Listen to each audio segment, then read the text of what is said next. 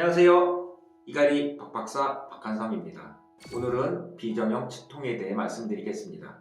비정형 치통은 이름 그대로 치통으로 느껴지지만 실제로는 치아가 원인이 아닌 통증으로 비치성 치통이라고도 합니다. 3차 신경통처럼 예리하고 날카로운 통증 양상도 비슷합니다.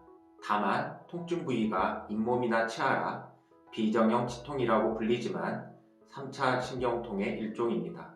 보통 치아와 잇몸 부위에서 통증이 나타나니 치과에 가서 검사를 해보면 치아나 잇몸에는 아무 문제가 없는 경우가 많습니다. 통증의 원인이 잇몸이나 치아가 아니기 때문입니다. 처음에는 스케일링이나 잇몸 치료도 하고 상태를 지켜보지만 치아 쪽이 계속 아프니 엑스레이나 다른 검사에서 이상이 없지만 혹시나 하고 신경치료를 받는 경우도 많습니다. 하지만 문제는 신경치료를 했는데도 통증이 사라지기는커녕 심해지는 경우도 있습니다. 진통제를 먹어도 효과가 없고 너무 아프니 치아를 뽑는 경우도 있습니다.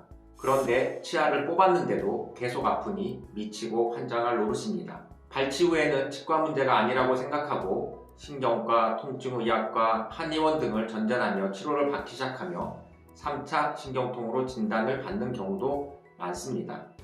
CT나 MRI 등 여러 검사를 해보지만 눈으로 확인할 수 있는 원인을 찾지 못하는 경우가 대부분입니다.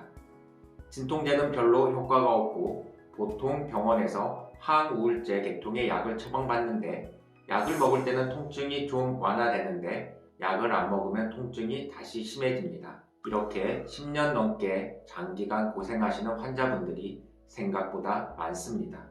여기서 진통제는 효과가 없는데 항우울제가 왜 효과가 있는지 생각해 봐야 합니다. 항우울제는 보통 근육에 힘이 빠지며 졸립니다. 이런 작용이 수면 중 이 악물기와 이갈의 힘을 감소시킵니다. 수면 중 이 악물기와 이갈의 힘은 평소 저장력에 비해 2배에서 10배까지 강력합니다.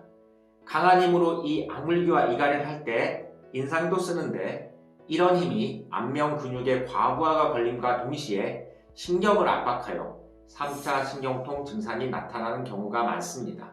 이갈이를 부드럽게 못하는 경우는 더 큰 힘이 가해집니다.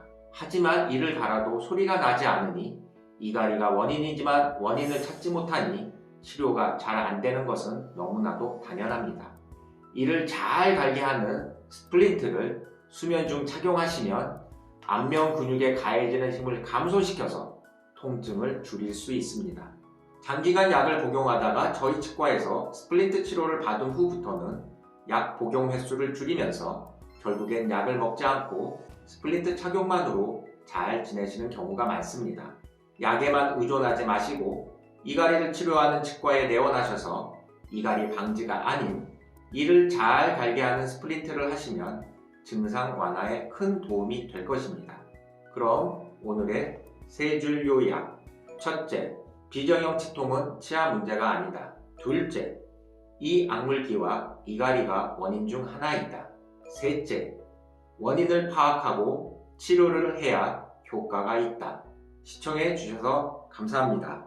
구독과 좋아요는 제게 큰 힘이 됩니다. 안녕.